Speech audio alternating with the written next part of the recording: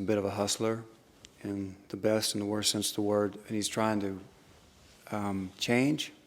He gets waylaid in this town, and he meets this woman, lady, who owns this mercantile store, Lady Torrance, and they have some things in common that they discover during the play, and they find out that they kind of come from the same place spiritually, I think, emotionally. Right now, when you said he's trying to change, you winced a little bit when you said that. Do you know what that's about in that character? I'm thinking about him, me and him. He says to Lady, this first night he meets her, he says, I'm through with the life I've been leading.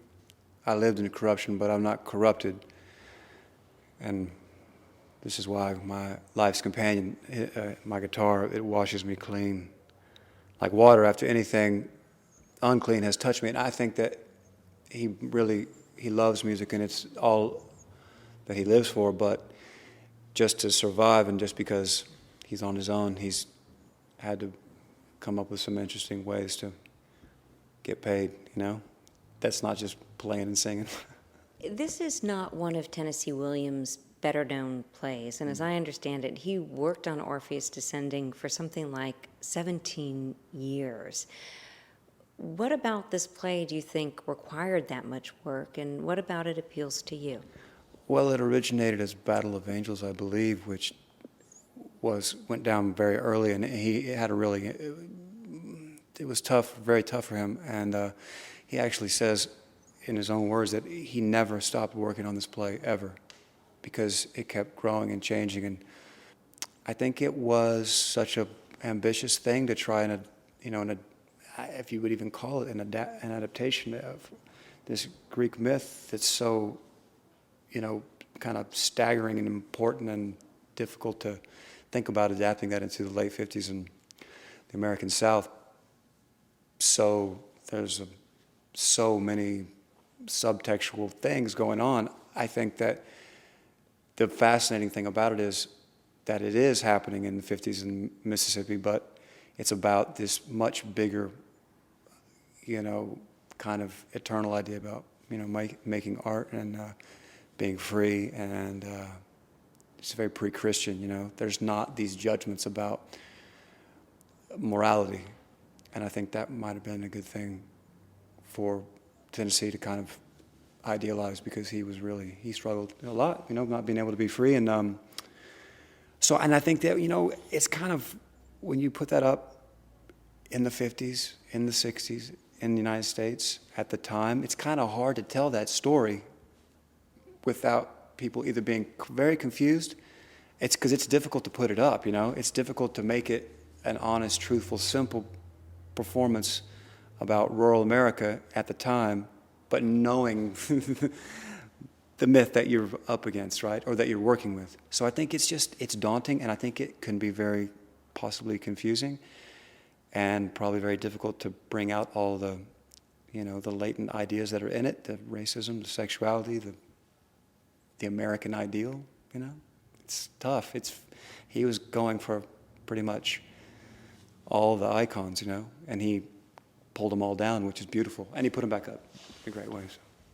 Actors are supposed to be able to channel into any role despite whatever their actual real biographical background might be, but you're actually from the South. Do you think that helps you tap into the understanding of Tennessee Williams in a different way? I'm not sure how it does on a real deep level that I'm still trying to find yet. I mean, I haven't found that yet, but I think cadence-wise, the rhythm of his dialogue, the different rhythms between the different characters. Some of it's very country and very rural. Some of it's more metropolitan, if that's a word. You've got a girl that grew up on a plantation who's very wealthy. You got some very poor people, and you got some very dangerous people in this play. And then you have, Uncle Pleasant, who is in a whole other level. And then my character, because he's from the Bayou and then ended up in New Orleans, he has his own dialect. They call him a peculiar talker. He talks a little backwards, almost like a French-Italian kind of melange of, like the verbs and the nouns are put out of place. Like when you hear, you translate something from Spanish or Italian, it's like, wow, how, So it's, I mean, for me right now, that's the thing that I really have some grip on is like hearing that. I fall into that very easily, even though I don't really understand what I'm saying. I think we're all discovering, what am I saying tonight, you know? I just realized that these people are all speaking to each other in almost like a chamber or like an orchestral kind of way, and it's so beautiful, and it's very hypnotic to even just say it, you know? So maybe that. Gale Harold, I understand that before you got into acting, you had a number of other jobs, interesting jobs. According to Wikipedia, at least, you were once a Ducati motorcycle mechanic. Is that correct? No, I have worked on Ducatis, and I have ridden them avidly, but I worked primarily on a Moto Guzzi, another Italian.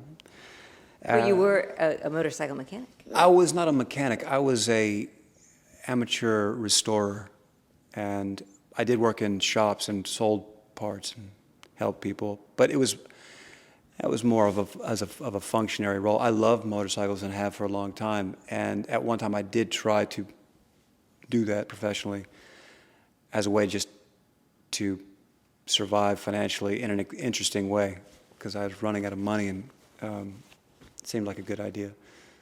That's that story. Lesson learned, never trust Wikipedia. What has been the most interesting non-acting job that you've ever worked? I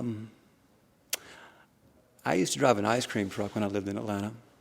And I remember one day when I was doing that,